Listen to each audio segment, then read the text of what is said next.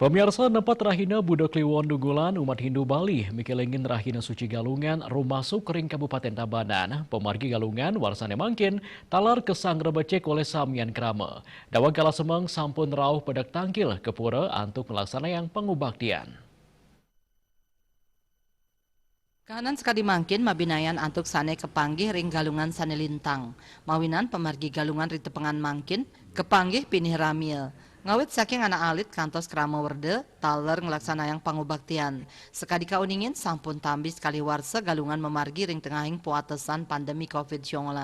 Nanging rau mangkin kahanan nyani sampun sayan deg-deg tur puatesan katedunang. Mejantan setelah puniki kesang rebecik oleh krama Bali antuk mikelingin rahina suci galungan.